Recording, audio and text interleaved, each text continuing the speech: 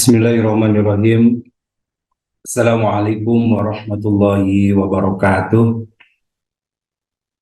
Alhamdulillahirabbil alamin. Alhamdulillahilladzi wa kafa. Wassalatu wassalamu ala nabiyil mustafa wa ala alihi wa ashabihi ahli sidqi wal wafa. Asyhadu an la ilaha illallah wahdahu la syarikalah wa asyhadu anna Muhammadan abduhu wa rasuluhu alladzi la nabiyya wa la rasula ba'da. Alhamdulillah, puji syukur hanya milik Allah, salawat salam semoga tetap dilimpah curah kepada Nabi kita, teladan hidup dan kehidupan kita, uswah dan qudwah kita, Nabi Muhammad sallallahu alaihi wasallam. Bapak Ibu, sahabat-sahabat sekalian, alhamdulillah senang sekali kita bisa berjumpa kembali. Kita bersyukur kepada Allah dengan syukur yang luar biasa karena nikmat Allah yang tidak pernah bisa kita menghitungnya. Nikmat Allah yang begitu banyak dan begitu besar. Terlebih lagi pada kesempatan hari ini kita masih dibangunkan, masih bisa membukakan mata, masih bisa beraktivitas ibadah kita kepada Allah di sepertiga malam, melangkahkan kaki ke masjid, sholat berjamaah, dan dilanjutkan dengan kajian ilmu. Semoga semuanya menjadi jalan keberkahan, jalan sampainya amal-amal kita di hadapan Allah, dan jalan apa yang kita lakukan ini benar-benar sesuai dengan panduan dari Rasulullah SAW. Kita niatkan semuanya karena Allah dan Rasulnya, sehingga kita digolongkan menjadi orang-orang yang selamat dunia sampai akhirat nanti. Bapak Ibu dimanapun berada, sahabat-sahabat sekalian, kita akan lanjutkan kajian kita seperti biasa di hari Senin, membahas tentang fikih, dan masih dalam kitab Fiqhus Sunnah, ya, kitab yang ini ditulis oleh Sayyid Sabir berkaitan dengan fikih, dan kita masih membahas tentang fikih taharah, bagaimana bersuci yang merupakan prasyarat daripada ibadah kita, dan bersucinya pun bagian dari ibadah, tapi syarat sahnya sholat adalah dengan bersuci diantaranya. Nah, kita akan masuk hari ini ke bagian terakhir atau bagian ketiga dari sunnah-sunnah dalam wudhu. Ada 17 ya di kitab Fiqhus Sunnah ini yang termasuk kepada sunnah-sunnah dalam wudhu, dan kita sudah bahas 12 di antaranya. Jadi hari ini kita tinggal membahas sisanya bagian ke-13 sampai ke-17. Sebelum kita lanjutkan ke yang 13 dan seterusnya, saya mengulang ada 12 sebelumnya yang sudah kita bahas. Yang pertama adalah tasmiyah fi awalihi, kita membaca bismillah ketika awal sebelum kita memulai berwudu. Kemudian yang kedua as-siwak, bersiwak merupakan sunnah yang merangkai juga dalam wudu, bahkan sunnah terakhir sebelum wafat yang masih Rasul lakukan dan Rasul pesankan adalah bersiwak.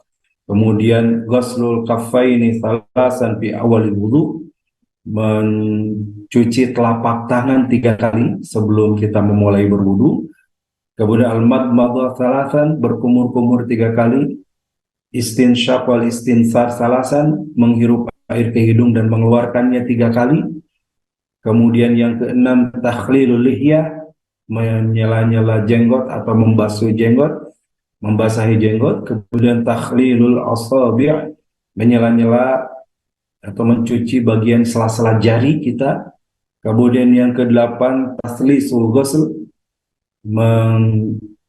menjadikan setiap bilangan itu 3 kali atau 3 kali cucian, kecuali mengusap kepala 1 kali, 3 kali mulai mencuci telapak tangan sampai mencuci kaki.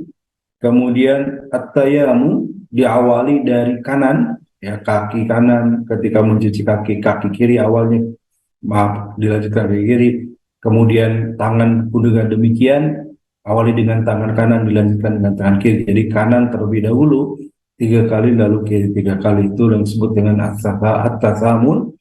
Kemudian yang ke-10 ad-dalku, yaitu menggosok-gosok, ya, agar merata anggota wudunya pada saat berwudu, disunahkan menggosoknya. Kemudian al-mawala, bersegera, ya, tidak dijeda, tapi dari satu kegiatan, satu rukun, kemudian melanjutkan kepada rukun berikutnya.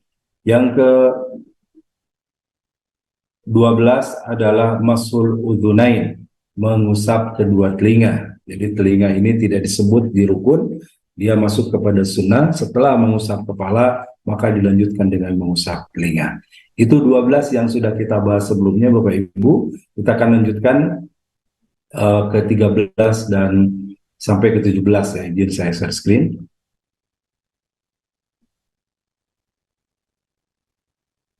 Nah, ini yang ke-13. Yang ke-13 adalah italatul ghurah wa tahjil, memperluas cakupan dan basuhan ya. Jadi ada batas-batas di anggota tubuh kita atau anggota wudhu kita. Ya, misalkan secara spesifik disebutkan di dalam Al-Quran ketika kita mencuci tangan, waghsilu wujuhakum, mencuci muka, batas muka itu mana? Batasnya dari biasa tumbuh jenggot atau dari dagu sampai biasa tumbuh rambut, ke samping sampai batas telinga. Itu artinya batas yang tidak boleh terlewat ya. Kemudian ketika tangan wa aydiyakum ilal marafiq, batas tangan mana? Sikut. Al marafiq, kedua sikut.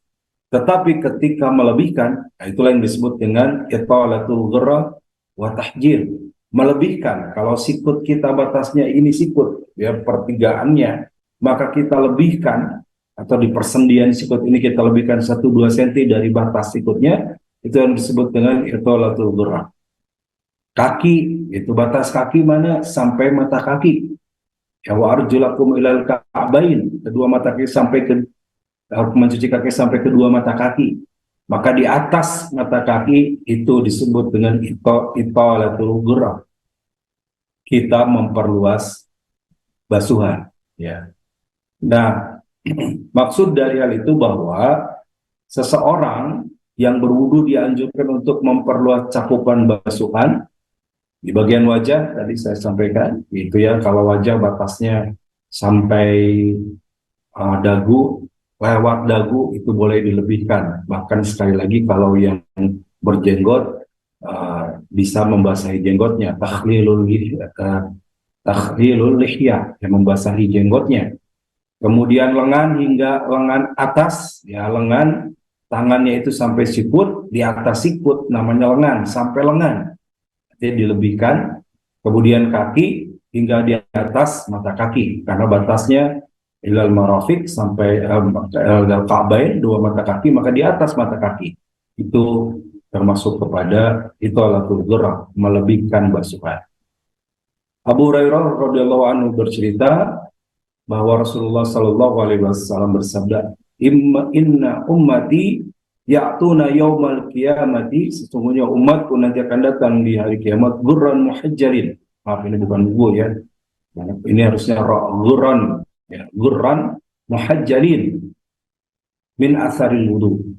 Umatku nanti, kata Rasulullah, akan datang pada hari kiamat ghurran muhajjalin, dengan putih cemerlang wajah. Kenapa demikian? Min asaril wudu, disebabkan karena wudunya. Tadi wudunya baik, wudunya benar, dan wudunya dilebihkan, tidak kurang. Jadi maksud memperluas cakupan ini, jangan sampai batas yang ditentukan tadi, seperti misalkan mata kaki untuk kaki, atau lengan sampai sikut, tangan sampai sikut, jangan sampai kurang. Tapi kalau lebih, agar lebih sempurna, sehingga wudu tadi menjadi cahaya bagi seseorang di hari kiamat nanti. Ghurran muhajjalina min atharil wudu, nanti umatku akan bercahaya dikarenakan bekas wudu-wudu mereka. Ini yang ke-13, Bapak Ibu. Juga Abu Zarrah bercerita bahwa Abu Hurairah radhiyallahu anhu meminta air. Jadi satu ketika Abu Hurairah radhiyallahu anhu meminta air untuk berwudu, lalu kemudian membasuh kedua tangannya hingga melampaui sikutnya, dan membasuh kedua kakinya hingga melampaui mata kakinya. Abu Zar kemudian berkata, ya faqala faqultu ma hadza, kata Abu Hurairah, kenapa engkau lakukan ini? Kata Abu Zar kepada Abu Hurairah, lalu ma hadza, kenapa engkau lakukan? Faqala, maka Abu Hurairah menjawab, hadza mablagul al-hilyah, ini adalah anggota. Maksudnya ini adalah mablagul hilyah, tubuh ini adalah puncak hiasan. Maksudnya bagaimana? bahwa ya semuanya harus tercuci bagian anggota tubuh itu dan puncak hiasan, artinya nanti di akhirat akan bercahaya. Jadi yang dibasuhnya, yang kena airnya, anggota wudhu itu akan bercahaya, termasuk kalau dilebihkan supaya wudhunya lebih sempurna. Bapak Ibu yang baik, itu yang ke-13 ya dari sunnah-sunnah wudhu. Yang ke-14, al-ittisal filma wa in kana i'tirafu minal bahr. Hemat dengan penggunaan air, bahkan sekalipun penggunaan air itu atau dia berwudu minal bahr, berwudunya di lautan. Ya kan, kalau lautan airnya banyak nggak akan pernah berkurang. Tetap Rasul menganjurkan tidak boleh berlebihan. Saat berwudu hendaklah hemat dalam penggunaan air, walaupun di lautan, gitu ya. Anas radhiyallahu anhu meriwayatkan bahwa Nabi SAW mandi dengan 4 hingga 5 mud air dan berwudu hanya dengan 1 mud air. Ya, berapa ukuran 1 mud? Kurang lebih 1 genggaman orang dewasa. Jadi 1 genggaman tangan orang dewasa itu 1 mud. Mungkin lebih mudah bayangan kita 1 gayung. Itu ya 1 mud itu. Rasulullah mandi itu hanya dengan 4 sampai 5 mud air. Berarti cukup 4 sampai 5 gayung saja sudah cukup kita mandi. Dan berwudu hanya dengan 1 mud air. Artinya wudu beliau 1 gayung itu sudah cukup. Ya. Karena Nabi SAW yattasilu bisa, maka Nabi SAW beliau mandi dengan 1 sa', ya 1 sa' itu 4 mud, ya hingga 5 mud, atau lebih dari 1 sa' tadi, ila khamsata amdad wa yatawadda bimuddin, dan berwudu dengan 1 mud air. Riwayat muttafaq alaih, ini yang meriwayatkan bahwa Rasulullah berwudu dengan 1 mud tadi. Abu Abdullah bin Abi Yazid, ini diriwayatkan dari Abu Abdullah bin Abi Yazid, anna rajulan qala li Ibnu Abbas radhiyallahu anhu, bahwa ada seseorang yang bertanya kepada Ibnu Abbas, semoga Allah meridainya. Dia bertanya, kam yaktafi minal wudu. Dia bertanya kepada Ibnu Abbas, berapa banyak air yang digunakan untuk berwudu? Ya, terjemahan bahasa kurang lebih begitu ya. Qala, maka Ibnu Abbas menjawab, mudan, 1 mud. Kemudian bertanya lagi, wa kam yaktafi lil ghusli, dan berapa banyak air yang digunakan untuk mandi besar, untuk mandi ya, yang cukup untuk mandi besar, lil ghusli tadi. Maka qala sa'an 1 sa', artinya 4 mud 1 sa' itu ya. 4, mudahnya pikiran kita, bayangan kita, 4 gayung ya, 4 gayung cukup untuk mandi. Itu jawab Ibnu Abbas. Faqala rajulu, maka laki-laki tadi yang datang bertanya kepada Ibnu Abbas, yang diceritakan oleh Abu Abdullah bin Abi Yazid, mengatakan, la yaktafini, enggak cukup kalau segitu bagiku. Faqala la amala qad kafa min man huwa khairu minka. Ya Ibnu Abbas, wahai laki-laki, wahai pemuda, ini kurang lebih begitulah. La amala qad kafa min huwa khairu minka, celaka kamu. Ya, amala itu celaka kamu. Orang yang lebih baik darimu saja itu cukup dengan segitu. Siapa yang lebih baik? Tentu Rasulullah SAW. Rasulullah orang yang lebih baik daripada kamu, cukup dengan air sebanyak itu. Jadi kenapa engkau berlebihan? Kurang lebih begitu ya. Ini kita evaluasi juga buat kita Bapak Ibu ya, agar jangan sampai kita terlalu berlebihan dalam penggunaan air. Bahkan sekarang ke depan, bahkan masalah kita adalah krisis air ya. Alhamdulillah, mungkin beberapa tempat sekarang sudah mulai hujan. Bahkan saya dengar kemarin Cianjur sempat banjir ya. Tapi sebelumnya beberapa bulan kita sudah mulai kekurangan air. Di beberapa tempat sudah susah air. Mereka yang peduli akan lingkungan melakukan daur ulang, artinya air yang sudah digunakan seperti bekas wudhu, bekas mandi itu bisa ditampung lagi dan bisa dimanfaatkan untuk nyiram tanaman, untuk mencuci saat buang air besar dan sebagainya, itu bisa dimanfaatkan ya. Bagian dari go green ya, bagaimana hijau pesantren juga green pesantren, bagaimana juga hijau dengan tanaman itu dipelihara, kemudian air juga dijaga. Karena masalah ke depan, masalah besar kita kalau sudah kesulitan air, ya ini udah akan jadi masalah gitu ya. Sekarang misalkan ketika BBM naik, minyak naik, banyak yang menjerit masalah. Tetapi nanti akan lebih masalah kalau air semakin langka. Nah, luar biasa Rasulullah SAW sejak dulu sudah mewanti-wanti kita agar kita menggunakan air dengan hemat. Masya Allah ya. Kemudian satu ketika juga Sa'ad ya, ketika menggunakan air itu ditegur, ditegur oleh, diriwayatkan dari an Abdullah ibn Umar radhiyallahu anhuma anna Nabiy sallallahu alaihi wasallam marra bi Sa'din wa huwa yatawadda. Satu ketika Rasulullah sallallahu alaihi wasallam lewat kepada Sa'ad dan melihat Sa'ad itu sedang berwudu. Ya, faqala ma hadha sarab ya Sa'ad. Wahai Sa'ad, kenapa kamu berlebihan dalam menggunakan air ini? Maka kemudian Sa'ad menjawab, faqala wa hal fil ma'i min saraf? Apakah ada berlebihan dalam air? Gitu ya. Masalahnya apakah ada berlebihan dalam penggunaan air, dalam memakai air? Maka Rasulullah berkata, na'am. Ya, kata Rasulullah, na'am wa in kunta ala nahr jarin. Bahkan meskipun engkau berwudu di sungai yang mengalir airnya dengan deras.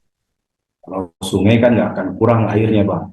Ya, kalau laut apalagi tidak akan berkurang. Tetapi sekalipun wudunya di laut, Rasulullah tidak menganjurkan berlebihan. Sekalipun wudunya di air sungai yang mengalir alirannya deras, Rasul tetap melarang untuk berlebihan di dalam berwudu tadi.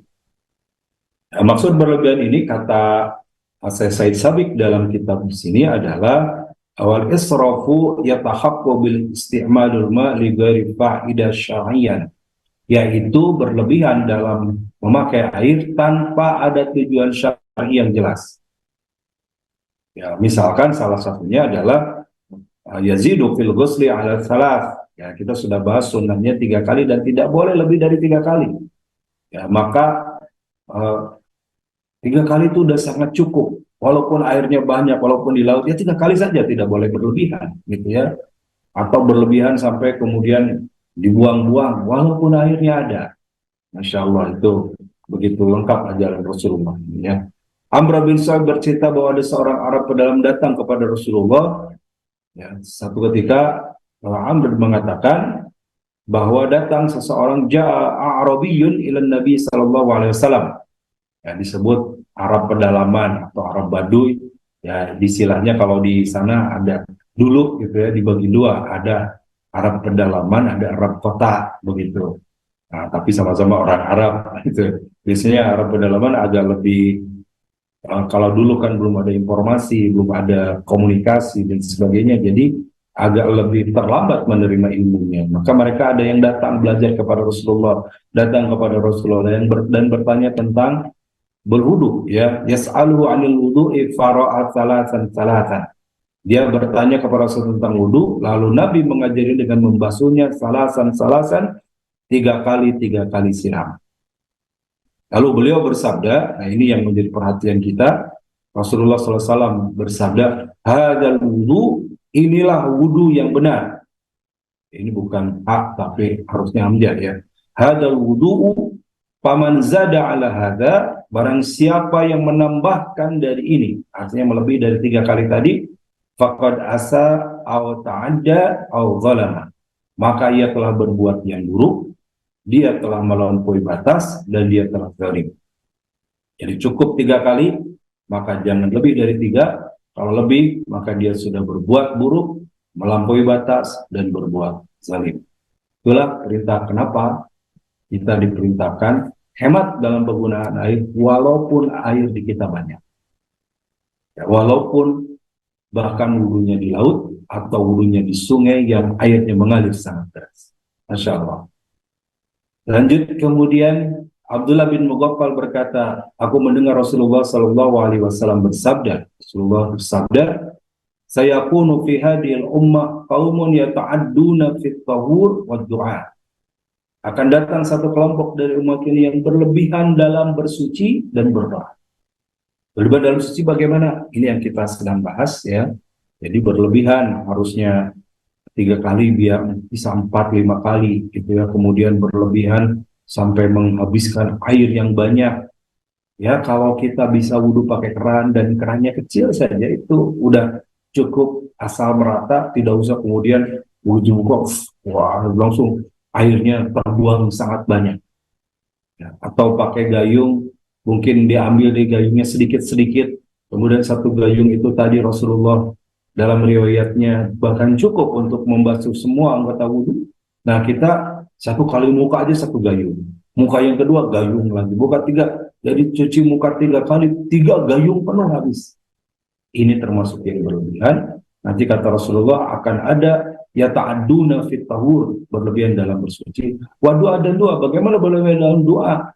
Ada yang berteriak-teriak, ada yang sampai pingsan begitu, ada yang dengan cara-cara yang tidak dicontohkan oleh Rasulullah. Itu yang berlebihan juga dalam berdoa, yang suatu saat nanti akan terjadi kata Rasulullah di kalangan umatku. Imam Bukhari berkata para ulama tidak menyukai, ya ini Imam Bukhari, dia mengatakan qara ahlul ilmi fi ma'il wudu an yatajawaza fi'lun Nabi sallallahu alaihi wasallam.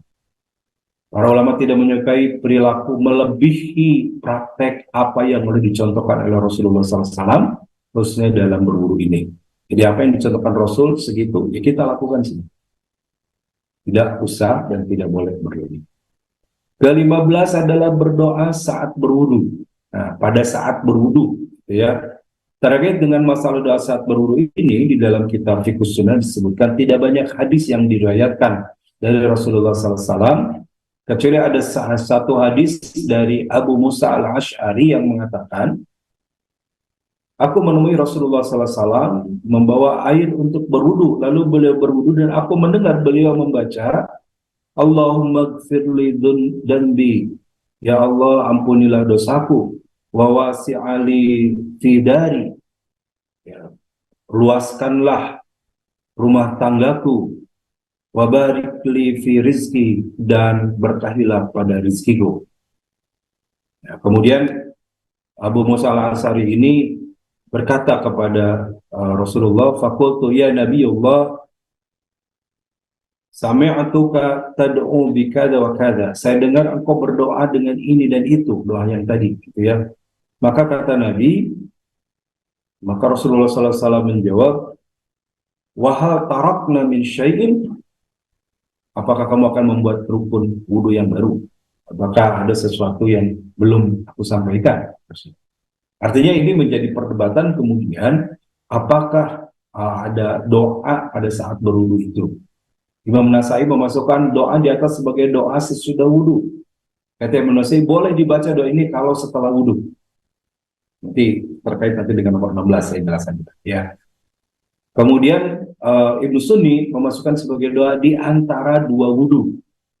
Ya, bagaimana disebut di antara 2 wudu? Ya, antara wudu yang satu dengan wudu yang lain. Kalau dia wudu kemudian batal, wudu lagi, itu membaca doa ini di antaranya. Begitu.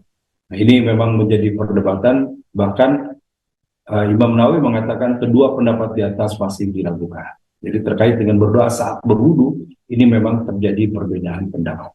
Begitu.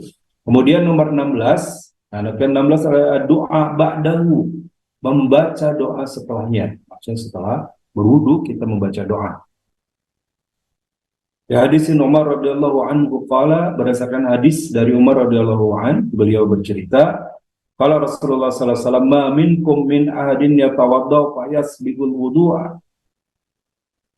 Siapa di antara kalian berwudu lalu menyempurnakan wudunya, summa yaqulu asyhadu an la ilaha illallah wahdahu la syarikalah wa asyhadu anna Muhammadan abduhu wa rasuluh, illa futiyat lahu abwabul jannah as-samaniyah yadkhulu min ayyuhasya'a.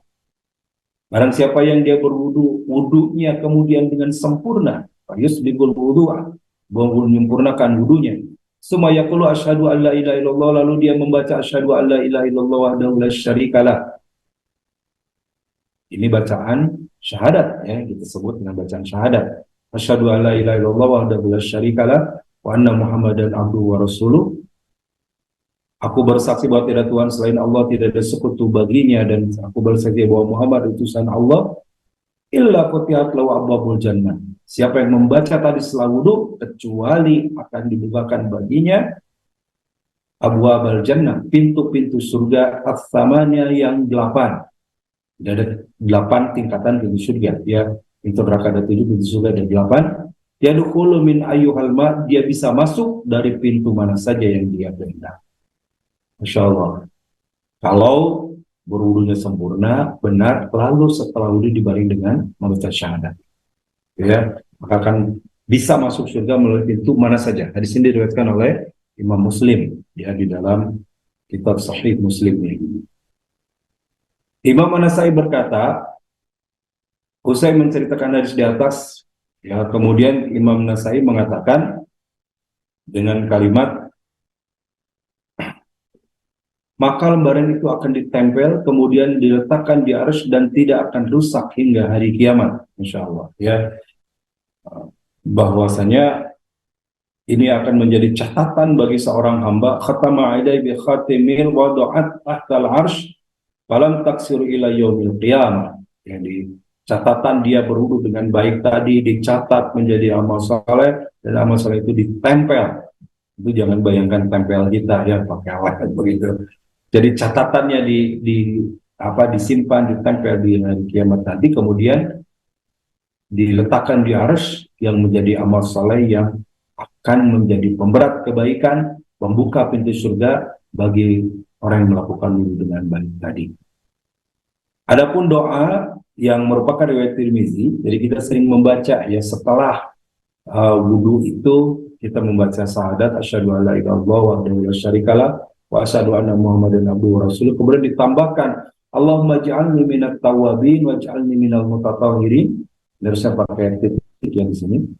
Allahumma ij'alni minat tawwabin waj'alni minal mutatahhirin. Ini riwayat Imam Tirmizi. Ada juga yang menambahkan dengan waj'alni min ibadikas shalihin. Ya. Ia berkata bahwa hadis ini diragukan dan ada banyak hal atau syai'un kabir. Ada hal yang mengakibatkan hadis ini, banyak hal yang mengakibatkan di sini tidak sahih. Nah, walau demikian, karena anjurannya berdoa, maka boleh baca doa mana saja. Setelah syahadat tadi, mau baca Allah baca ini boleh, atau baca doa yang tadi yang di nomor 15 ya, Allahumma gfirli danbi wa wasi'ali fi dari wa barik li fi rizki, boleh ya. Bahkan setelah syahadat kita baca doa untuk orang tua misalkan, atau doa minta rizki, atau doa keselamatan, atau bahkan memakai doanya pakai bahasa kita, itu boleh. Karena yang disunahkan adalah berdoanya, tetapi teks doanya bebas ya, termasuk walaupun ini hadisnya lemah, kita tidak bermaksud mengamalkan hadis lemah, tapi berdoa dengan konteks yang ini ya, Allahumma inni minat tawbin, ya Allah masukkan aku golongan orang yang tobat, waj'alni minal mutatahhirin, dan golongan orang yang bersuci, yang mensucikan diri. Bisa ditambah juga min ibadikas shalihin, dari golongan waj'alni min ibadikas shalihin, golongan hamba-hambamu yang saleh. Ini pun boleh ditambahi demikian. Begitu ya, ini untuk terkait dengan doa setelah wudu. Jadi yang utamanya adalah baca syahadat. Setelah syahadat mau pakai doa yang lain silakan. Terakhir, yang ke-17 adalah salat 2 rakaat sesudah wudu. Ini yang dinamakan dengan salat syukur wudu. Hadis yang sangat populer tentang doa ini adalah hadis yang terkait dengan Bilal ya. Li hadisin Abu Hurairah radhiyallahu anhu anna Rasulullah sallallahu alaihi wasallam qala li Bilal. Satu ketika Rasulullah sallallahu alaihi wasallam berkata kepada Bilal, dari hadis yang diterima dari Abu Hurairah, ya Bilal, hadatsani bi arji amalat amal tahu fil Islam. Ini sami'tu difu na'alaika. Wahai Bilal, ceritakan kepada kami amal apa yang paling baik yang telah kamu kerjakan dalam Islam. sebab aku mendengar suara-suara langkah kakimu di surga. Jadi Bilal masih di dunia, terompahnya sudah terdengar di surga. Ya. Dafna alaik sudah terdengar di surga.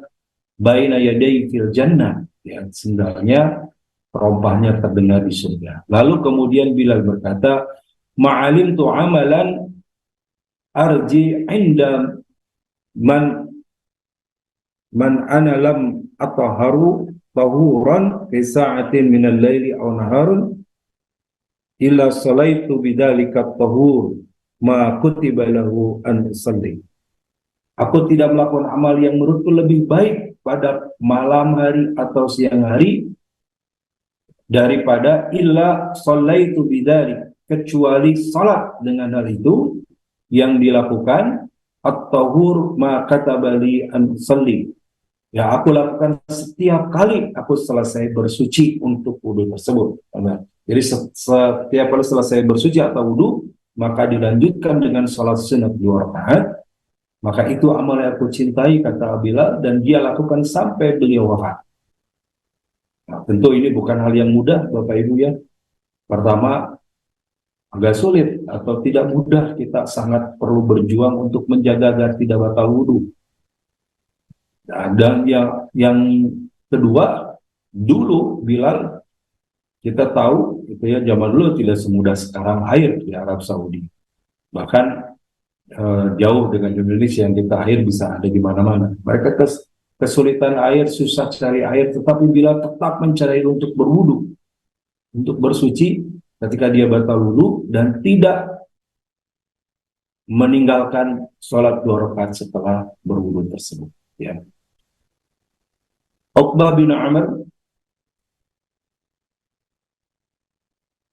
bercerita bahwa Rasulullah SAW bersabda, siapa yang berwudu, ma'ahadun, dari Uqbah bin Amr ya, Rasulullah bersabda, ma'ahadun yatawadda fayuhsinul wudu'a fa yusalli rak'ataini yaqbalul qiblata wa wajhihi alaihima illa wajabat lahul jannah.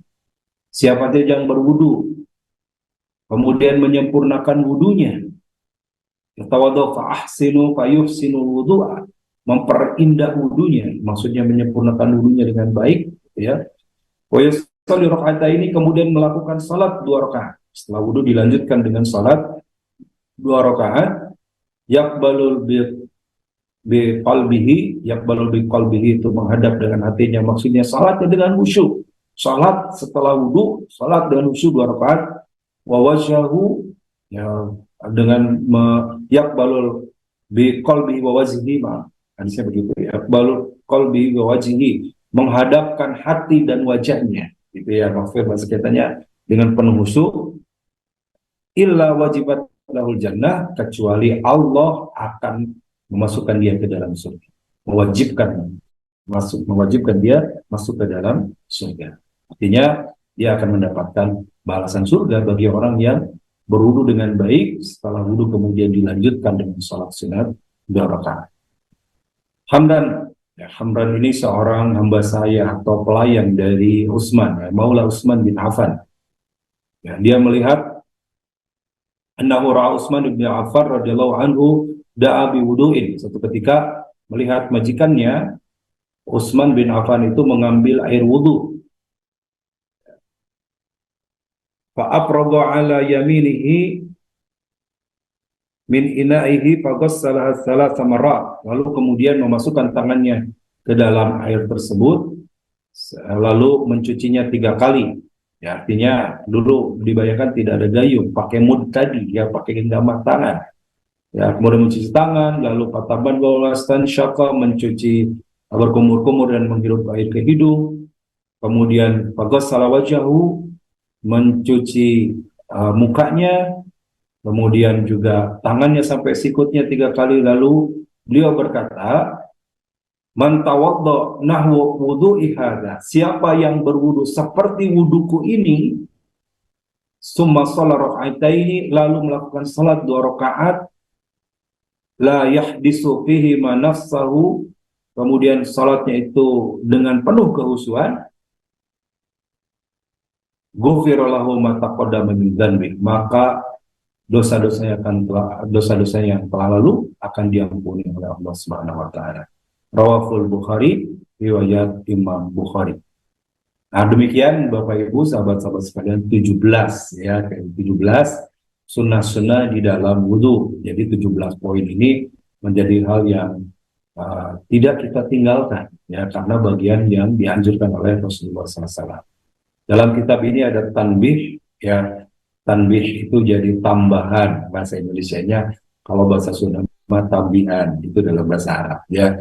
Ada kalimat ma baqiya min ta'ahidi mawqi'il ainain wa ghadunul wajhi wa min tahrikil khatim wa min mashil atki lam yata'arradu li dzikrihi.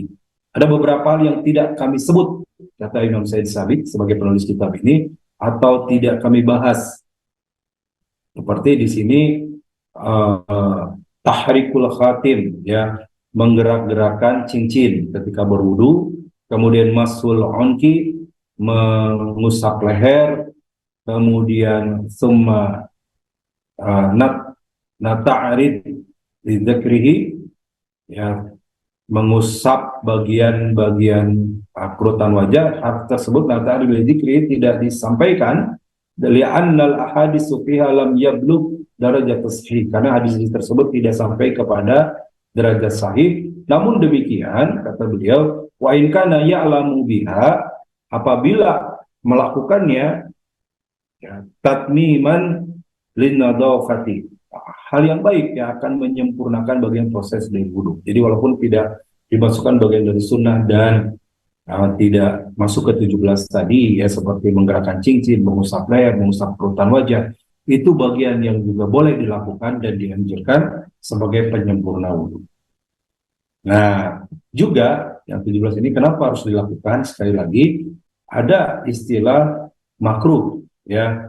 Jadi lawan sunnah ini makruh, sebagaimana lawan wajib itu haram. Yang wajib dilakukan berpahala, ditinggalkan berdosa, berarti haram untuk ditinggalkan. Yang sunnah dilakukan berpahala, tidak mengapa kalau tidak dilakukan, tapi merugi ya. Tidak ruginya kenapa? Ya kesempatannya, kesempatan bersunnahnya tidak diambil. Nah, berarti lawan dari sunnah ini makruh. Artinya kalau tidak dilakukan tidak apa-apa, tapi kalau dilakukan maka berpahala. Begitu. Demikian Bapak Ibu, selesai kita membahas bab sunnah dalam wudu ya. Kita akan lanjutkan dengan dialog tanya jawab. Masih banyak waktu, insya Allah baru 5.38, masih ada kurang lebih 22 menit ke depan. Silakan Bapak Ibu, sahabat-sahabat bisa chat melalui link Zoom yang di chat, atau juga bisa juga melalui YouTube ya, bisa di chat yang di YouTube, yang di IG, yang di medsos lainnya ya. Iya, nanti saya dari Ibu Wati materinya nanti di share Bu ya. Saya nggak bisa cara nge-share, jadi saya titip ke operator. Kemudian dari Puji Hartono di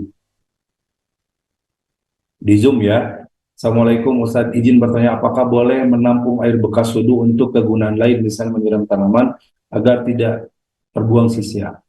Oh, bagus Pak, tidak hanya boleh ya, sebaiknya demikian. Nah, sekarang ini dengan kesadaran kita akan kekurangan air, itu harusnya sudah melakukan semua demikian.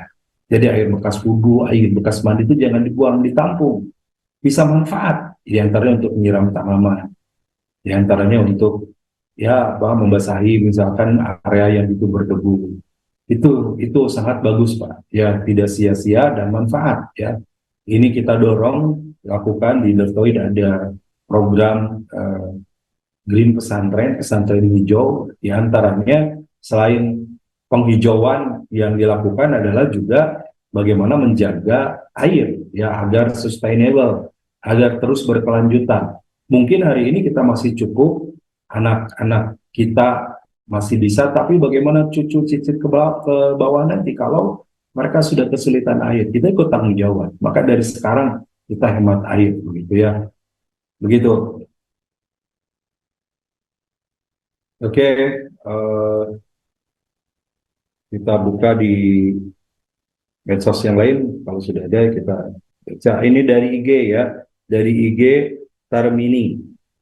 Maaf Ustaz, izin bertanya, apakah boleh wudhu dengan menggunakan air dalam bentuk spray ketika sedang dalam perjalanan? Terima kasih. Ya, boleh, gitu ya. Ketika dalam keadaan perjalanan, keadaan safar, air terbatas, maka airnya boleh dimasukkan ke spray, disemprotkan sampai airnya cukup, cuci muka kita. Ya. Semprotkan lagi, nanti cuci tangan kita. Semprotkan lagi, cuci tangan kita. Begitu sampai sempurna. Dalam keadaan terbatas, keadaan darurat, boleh. Ya. Yang penting kalimatnya ada adilku, yaitu merata, ya, dan diratakan dengan digosok-gosok, diratakan supaya semua anggota yang harusnya tercuci itu tercuci dengan rata. Begitu Bu. Jadi boleh kondisi darurat dengan spray ya yang diisi oleh air. Kemudian masih di IG Irma Pradia, kalau buang angin saat berwudu apakah harus mengulang? Betul. Ya, kalau misalkan kita berwudu sudah dari awal baca basmalah, mencuci telapak tangan, berkumur-kumur, menghirup air ke hidung, mencuci muka, mencuci tangan, begitu mau mengusap kepala keluar angin, kentut, berarti batal tuh, ulangi dari awal. Ya, tidak dilanjutkan wudhunya, tapi ulangi lagi dari awal, ulangi lagi dari basmalah, ulangi lagi dari mencuci telapak tangan, lalu lanjutkan sampai selesai. Begitu ya. Baik, kita ke Zoom lagi. Ada yang raise hand, seperti biasa Ibu Yuniati. Silakan Bu, raise hand supaya uh, terjadi dialog. Bisa dibantu operator? Baik, kalau belum bisa, dilanjutkan dari Ida Nur di Zoom juga. Terima kasih, ini Bu Ida pertanyaannya. Mohon info apabila orang tua sakit hanya berbaring di tempat tidur sehingga tidak bisa mengambil wudhu ke toilet. Apakah boleh dengan tayamum atau tetap harus berwudhu dengan air dan menyemprotkan air sedikit demi sedikit? Ya, kondisi sakit ini kondisi darurat ya. Kalau masih bisa digunakan air, misalkan kita bantu berwudhu, kita siapkan air karena boleh jadi mungkin karena fisik tidak bisa jalan, tapi karena air masih tidak ada masalah, diwudukan seperti itu dengan sedikit air boleh, itu lebih baik. Tapi kalau tidak sama sekali bisa ganti dengan tayamum, tidak apa-apa ya. Udah terbaring, jalan ke kamar mandi susah, kemudian diwudukan juga sulit kondisinya, tayamum saja. Jadi tayamum juga berat karena tangannya susah digerakkan. Udah tayamum kan sama kita, boleh ya. Usapkan ke mukanya, usapkan ke tangannya, itu sudah selesai. Begitu ya. Semoga cepat sehat dan Rasulullah menganjurkan ya melakukan ibadah ini masyi'ta, jadi semampu kita. Artinya tidak usah memaksakan. Kalau tidak bisa, nggak bisa jalan, dipaksakan sampai didorong. Dan ada yang sampai tidak melakukan karena kesulitan. Lakukan yang bisa dilakukan. Kalau bisanya tayamum, tayamum saja, nggak usah dipaksakan. Begitu ya. Lanjut di YouTube dari Wiwi. Assalamualaikum Ustaz. Jika sudah wudhu lalu salat, dalam salat kita merasa kantung kemih mengeluarkan sedikit air kencing. Apakah langsung batal atau lanjut salat sampai selesai? Ada hadis yang berlaku secara umum ya bahwa Rasulullah SAW ketika ada orang yang merasa ada masalah gitu ya di dalam perutnya, misalkan aduh ini kentut atau tidak ya, nah, ada masalah nih, nah maka jangan dia batalkan wudhunya sehingga dia jelas riuha au sautuha, sehingga jelas ada suara atau baunya. Itu terkait dengan kentut ya. Nanti kita bahas pekan depan di pembatal-pembatal wudhu terkait ini ya. Nah, termasuk juga kencing nanti. Apakah ini yakin keluar atau tidak? Kalau yakin keluar, maka dia harus mengulangi wudhunya. Kalau ada bagian yang terkena, misalkan mohon maaf kena ke pakaian dalam kita, celana dalam, maka harus diganti ya, karena najis kalau itu air kencing. Tapi harus dipastikan, diyakinkan. Kalau masih ragu dan was-was, tinggalkan keraguan itu. Nah, spesifik tentang bab membatalkan wudhu, insya Allah pekan depan ya, mohon maaf ya, kita akan bahas lebih dalam pekan depan ya Mbak Wiwi ya. Kemudian masih di IG dari Emasri Mariati. Assalamualaikum warahmatullahi wabarakatuh. Izin bertanya Pak Ustadz. Jadi setelah kita sholat sunat wudhu, maka bisa dilanjutkan dengan sholat sunat tahiyatul masjid. Ya boleh. Misalkan setelah wudhu, kita melakukan sholat syukur wudhu, gitu ya. Kemudian mau sholat tahiyatul masjid silahkan. Karena terkait sholat tahiyatul masjid itu hadisnya, man dakhalal masjida fala yajlis hatta raka'atain. Siapa yang masuk masjid maka dia tidak boleh duduk kecuali sholat 2 rakaat. Duduk tersebut, sholat kan bukan duduk, dia sholat, gitu ya, bukan duduk. Jadi kalau mau 10 dulu silakan 10, kemudian sholat lagi 2 rakaat dengan niat tahiyatul masjid boleh ya. Masya Allah, ini luar biasa, sangat antusias sekali untuk ibadah sehingga dua-duanya bisa dilakukan ya. Baik, dari Dede Solihat di Zoom, izin kalau untuk adab pada saat wudhu ketika akan mandi junub bagaimana? Sama ya, adabnya wudhu sebagaimana wudhu hendak sholat, semua anggota tubuh diawali dengan basmalah, cuci tangan, membuat kumur-kumur hidup air ke hidung, mencuci muka, mencuci tangan keduanya sampai sikut, kemudian kepala sampai telinga, nah baru mandi seluruh tubuh. Nanti kaki terakhir ya. Detailnya juga kita akan bahas di bab mandi junub ya. Begitu Ibu Dede. Lanjut kemudian di IG lagi dari IG Din 30. Apakah berbicara atau menjawab pertanyaan orang dalam antrian, bukan mengobrol, ketika berwudu itu membatalkan wudu? Nah, berbicara tidak ya, tapi Rasulullah SAW termasuk hal yang tidak mau dianjurkan, atau Rasul melarang berbicara di dalam toilet, termasuk adab ya, adab di dalam kita buang air ketika buang air kecil, buang air besar, atau berwudu, itu adabnya tidak berbicara. La yatakalamu syai'un, tidak berbicara apapun, sedikit hal apapun.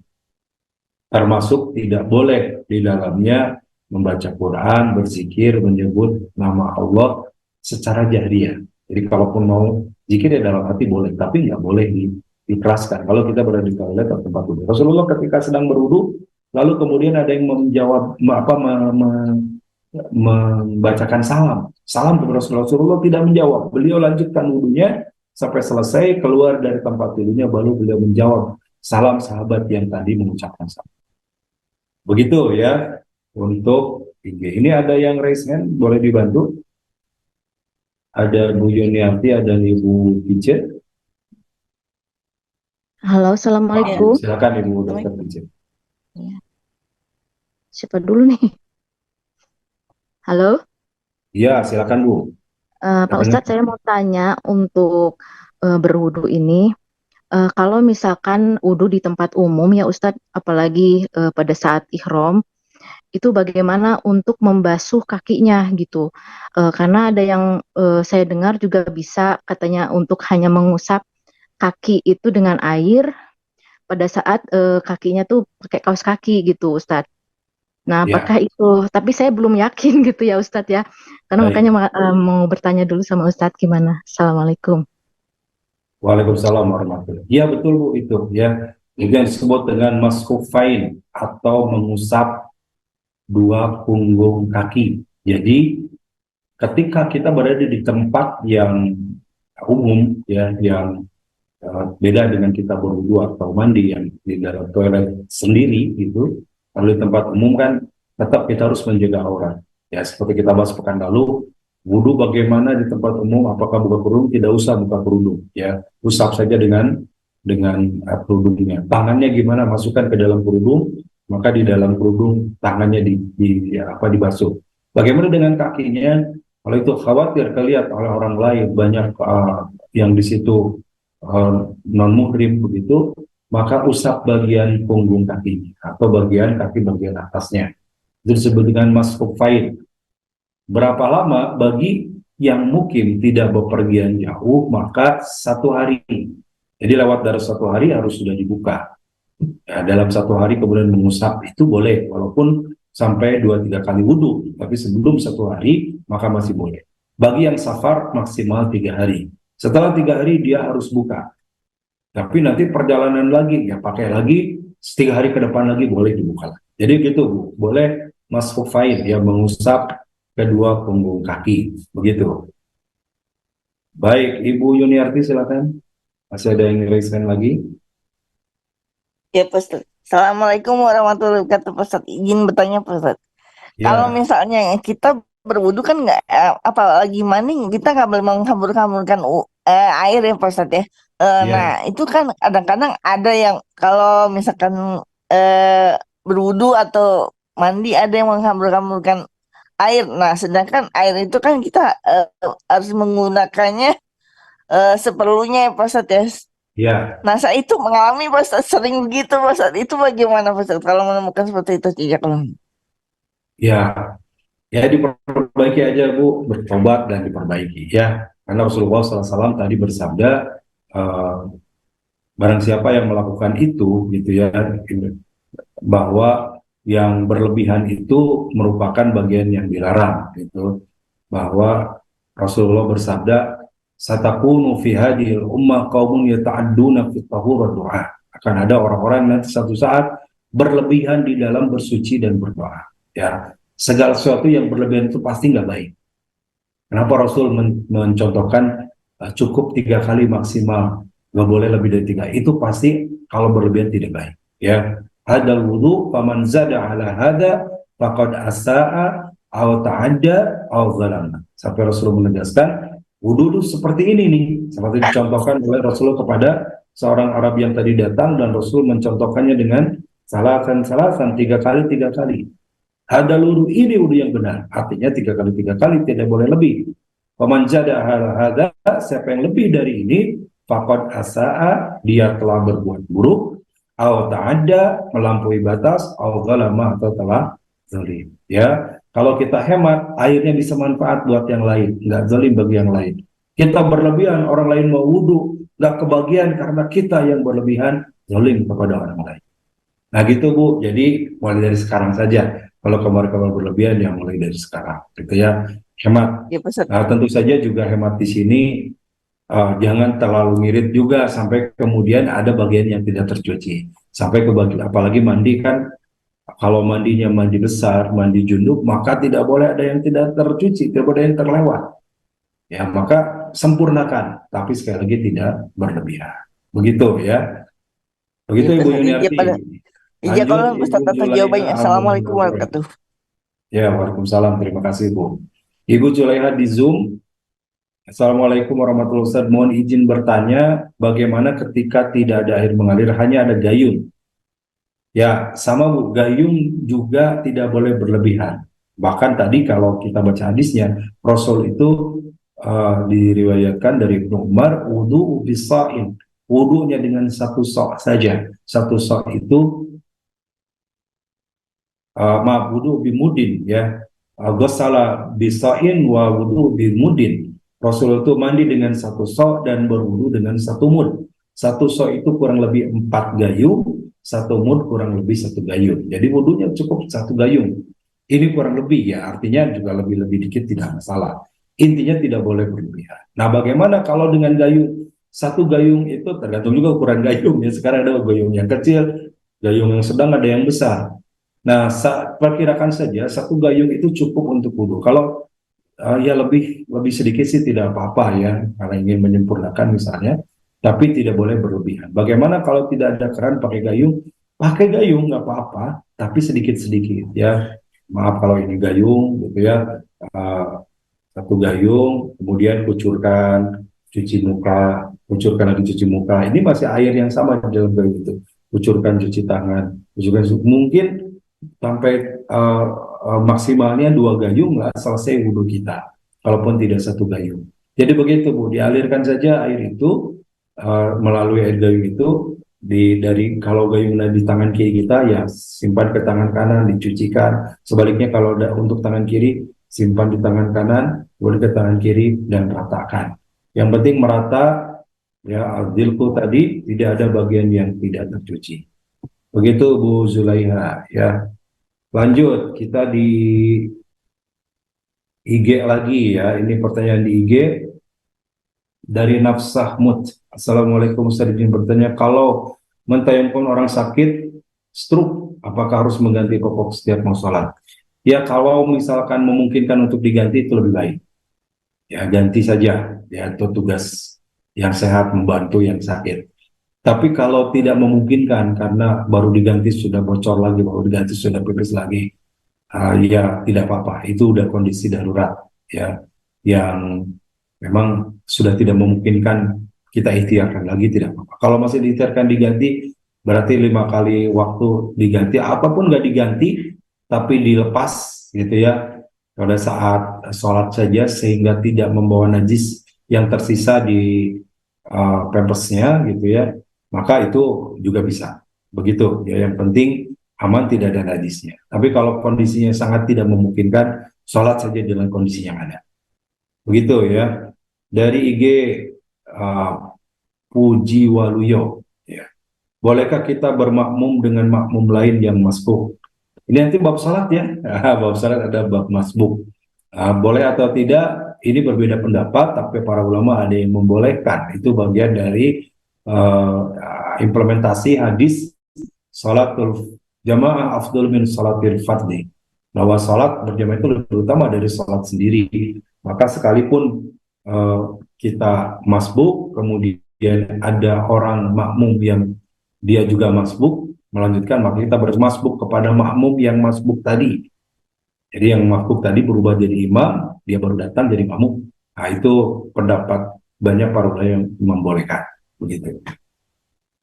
Lanjut dari Salihanan, ya, dari IG, boleh terangkan sedikit mengenai menyapu air wudhu di atas mata kaki saja tanpa membuka kasut. Oke, tadi ya, maksudnya mengusap punggung kaki tanpa membuka sepatu atau tanpa membuka kaos kaki, gitu ya, bagi wanita. Tidak membuka kaos kaki bagaimana tadi seperti pertanyaan Ibu Pice. Jadi diusap saja, ya, caranya ini kaki kita usap bagian atasnya, cukup bagian atas, bukan tidak bagian bawah. Ya, itu yang disampaikan oleh Ali bin Abi Thalib, laukana birahi lamasahu tahtaha. Kalau agama itu dengan akal, tentu aku akan usap bersih itu bagian bawahnya, karena kan bagian bawahnya yang kotor dari sepatu itu. Kenapa diusap bagian atasnya? Karena Rasul yang mencontohkan, dan tugas kita samina wa ta'na, ikut apa kata Rasul, maka itu yang kita lakukan. Ya, tidak usah mengada-ngada gitu, karena yang kotor bawahnya diusap bawahnya. Enggak, Rasul mencontohkan atasnya. Nah gitu ya. Jadi begitu caranya, diusap bagian atasnya. Ini yang pakai kasut tadi, maaf, kasut itu mungkin kaos kaki ya, kaos kaki atau sepatu, usap bagian atasnya, selesai seperti itu. Tidak usah juga dengan bagian bawahnya, begitu. Kemudian masih di IG, izin bertanya, pada saat kita setelah selesai sholat mau lanjut berzikir, tiba-tiba buang angin, apakah harus ambil? Ya, zikir tidak wajib wudhu ya. Kalau sholat harus berwudhu, kalau zikir enggak. Jadi lanjutkan saja zikirnya sekalipun tidak punya wudhu, sekalipun sudah batal wudhu. Kita di kendaraan perjalanan sambil zikir boleh, baca Quran sambil duduk baca Quran boleh. Kemudian juga setelah sholat kita zikir sambil duduk, walaupun batal, lanjutkan zikirnya, tidak masalah. Ya. Terakhir 1 menit lagi dari YouTube Sudirman, izin kalau misalnya wudhunya di masjid, mana yang harus dikerjakan sholat atau tahiyatul masjid dulu? Syukur wudhu atau tahiyatul masjid dulu maksudnya? Nah, boleh, tadi sudah dibahas ya, silakan sholat syukur wudhu dulu, dilanjutkan dengan tahiyatul masjid. Tapi kan itu duduk, hadisnya jangan duduk. Kita tidak berniat duduk, tapi sholat ya. Jadi sholat syukur wudhu mengiringi wudhu yang kita lakukan, lalu sholat tahiyatul masjid karena kita datang masuk ke dalam masjid sebagai bentuk penghormatan kita terhadap masjid. Sebagaimana contoh Rasulullah, dilanjutkan sholat 2 rakaat atau sholat tahiyatul masjid. Demikian, alhamdulillah sudah terjawab semua pertanyaannya, baik yang di IG, di YouTube, juga di Zoom. Terima kasih sahabat-sahabat sekalian, Bapak Ibu, dan sudah selesai tuntas bab pembahasan tentang sunnah-sunnah dalam wudhu. Ya, kita akan lanjutkan pekan depan, insya Allah. Semoga Allah sehatkan kita semua. Bab nawafidul wudhu, hal-hal yang membatalkan wudhu apa saja. Ya, Kita berseri ya, insya Allah berdasarkan kitab Fiqhus Sunnah ini. Mudah-mudahan ada manfaatnya dan bisa kita praktekkan, mengkoreksi dan memperbaiki ibadah kita sesuai dengan sunnah yang dicontohkan oleh Rasulullah. Terima kasih dan mohon maaf. Aku lupa lihat wa astagfirullah li wa lakum. Subhanakallahumma bihamdika asyhadu an la ilaha illa anta astaghfiruka wa atubu ilaik. Saya Mulyadi Al-Fadil undur diri. Assalamualaikum warahmatullahi wabarakatuh.